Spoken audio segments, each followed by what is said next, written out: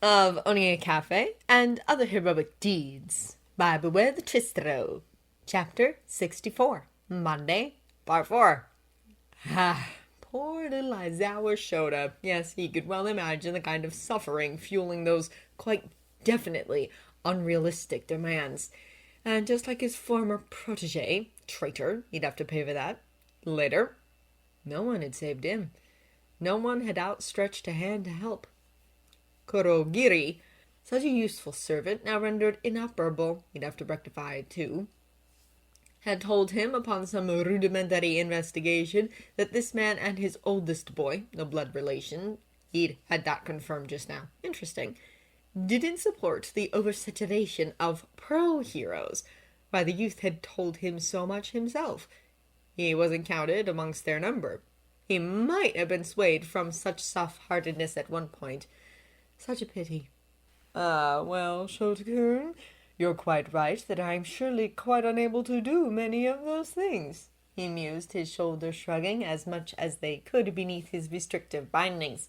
And personally speaking, I wouldn't choose to reverse any of the strife you've endured because, well, you wouldn't be you without it all now, would you? He reasoned, his smirk returning. It'd be a great and terrible shame to strip you of everything that makes you so intriguing, don't you think?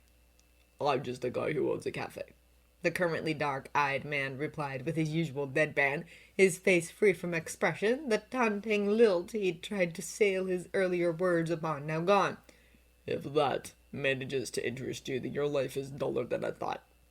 Oh, how glorious would it be to see him angry! How fascinating would it be to watch that cool, calm exterior melt beneath the harsh, torrid heat of fury! Now, my dear, there's no need to sell yourself so short, he grinned. And though it disappoints me that we're at an impasse, that is how it is. For now, anyway. And what kind of pie did you bring for me to enjoy, Blueberry, the younger replied, those sharp eyes unwavering. Ah, delightful, he chuckled. And what will you be bringing me next time, eh? Watching as the other blinked, a chuckle left him when the guards, simple-minded dullards, every one of them, all but stuck to the back wall of the cell, shuffled warily. He awaited the youth's response whilst internally he readily enjoyed the pandemonium his query had no doubt caused in the unseen spaces doubtlessly looking on. It had taken no small amount of convincing to bring one of dear Toshinori's precious people to attend him, after all.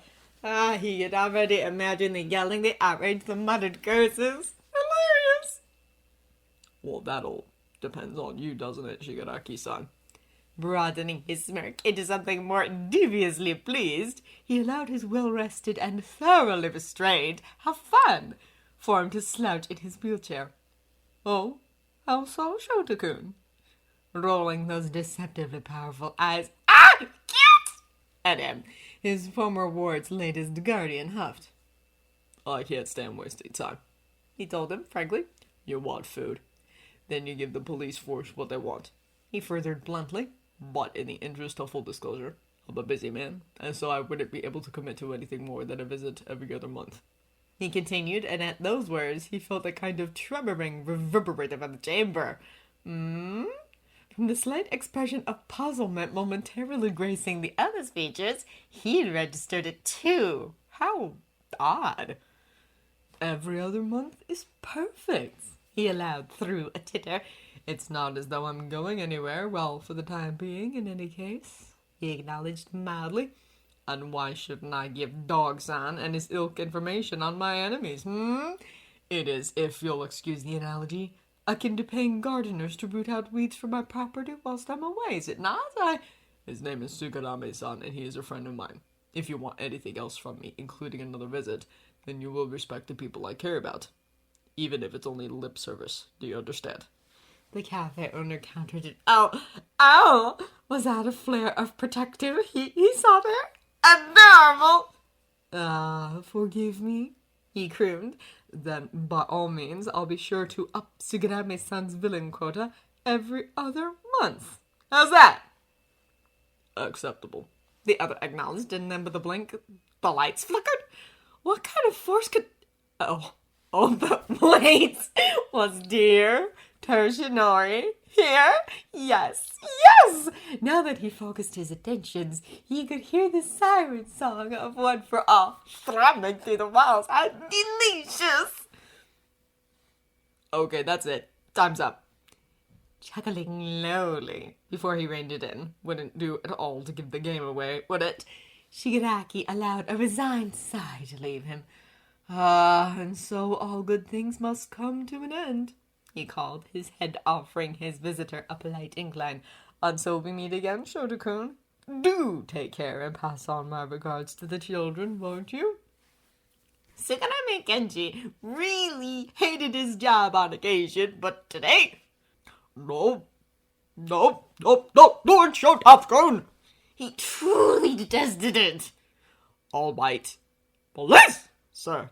Getting wound up won't do anything to change the outcome. The second he got back to his office...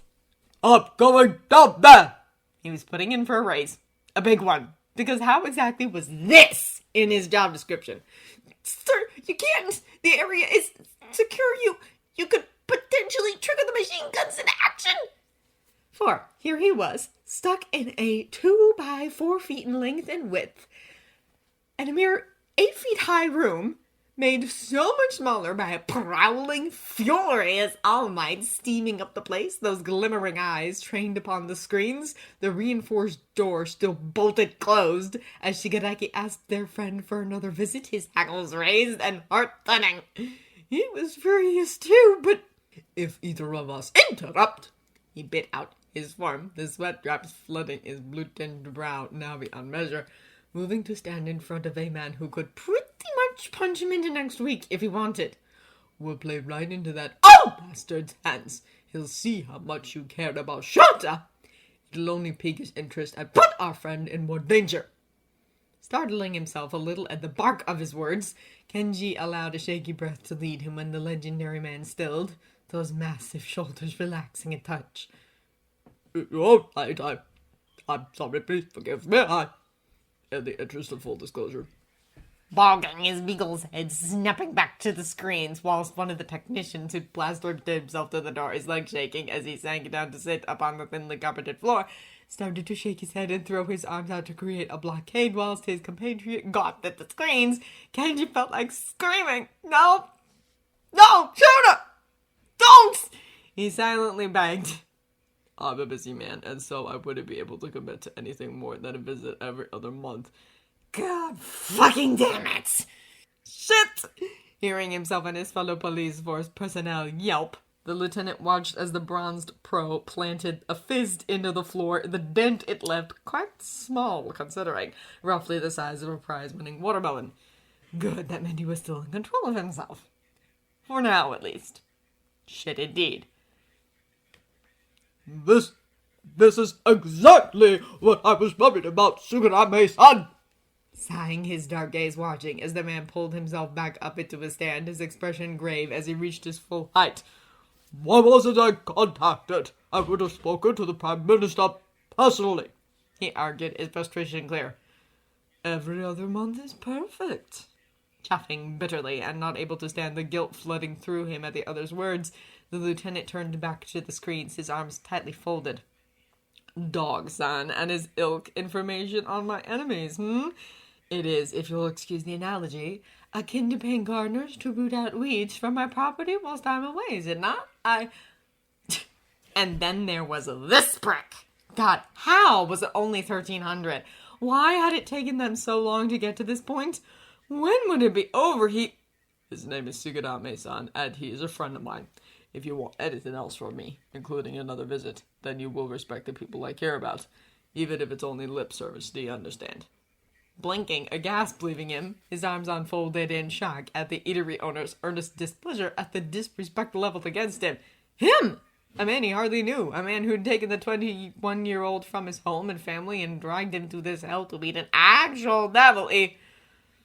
Some friend I am to you, Shouta-kun, he breathed, his tone suitably crestfallen. Forgive me. Then by all means, I'll be sure to up Suganame-san's villain quota every other month. How's that? Acceptable. sighing as a crater bigger than the first accented the floor. And he was not paying that, and neither he'd demand with the blonde who clearly needed an outlet for his anger, his grief, his dismay at the arrangement. The dog, quirked lieutenant, found his white-gloved hand rubbing across his face once more. That's it, time's up. Oh, thank God. Walking out of the interrogation room and feeling actually quite satisfied at the outcome, he hoped Genji-san wouldn't mind bringing him out here to keep his side of the deal. Shouta stifled a yawn, rolled his shoulders, and deftly followed the cricket-headed man, leading him through the wide, gleaming corridors. The same cricket-headed man who'd bowed at him as he'd left the room with, "My name is Sujimu Nishiki, and if you don't mind me saying so, it's a pleasure to speak to someone whom our lieutenant rates so highly, Aizawa-san." Who would have thought that he, a man who'd been a boy who'd railed at the police and pro-heroes, a boy who'd not trusted them to save himself and his care center siblings until he'd become older and a teacher's pet besides, would get to be so chummy with some of the best and brightest of Musutafu? Somewhere he was sure his father was laughing at the irony of it all. "Now, Aizawa-san, I've been instructed to tell you the following," the antenna sporting guard stated when they entered the elevator. Genji-san was suspiciously absent. He hoped he hadn't gotten him in trouble. "In terms of visiting Shigaraki, you have our deepest thanks and those of the Prime Minister, who is said to be compiling a letter stating such." "Oh? Well, that was good of him." "Yes. Furthermore, we will be providing you with any unowned transportation you require, and we will liaise with you in terms of suitable dates and times. You've also been compensated monetarily for your time today, and before you object, as I've been told you would, the funds have been directly transferred to the business account for the Noronako Cafe," he stated with a grin. "And speaking personally, I very much look forward to visiting your establishment. My younger brother, I believe you know of him? He is one of Sanatai's sidekicks." Santa Peter being this man's sibling made a lot of sense, didn't it? "And he has been trying to get me to visit for a while now. Your school in particular have become a treat he likes to share with her parents on Saturdays, so thank you very much for that." "You're welcome." He grinned, his face eating a little as the box they stood in ascended. "He's an excellent young man, and he works incredibly hard," he acknowledged kindly. "I wouldn't be surprised to see him debuting as a pro himself, once he's built up his experience," he added fondly. "Ah, yes, it is a very dear hope of mine, too," the green-skinned male returned, his tone pleasantly pleased. "Oh, and I am sorry, I believe that I've sidetracked away from my orders." He chuckled a little sheepishly. "Lieutenant Sugarame is available to drive you home, of course," he continued, before with a telling grin he added, "Someone else may have a faster and certainly more thrilling option you might want to take, though."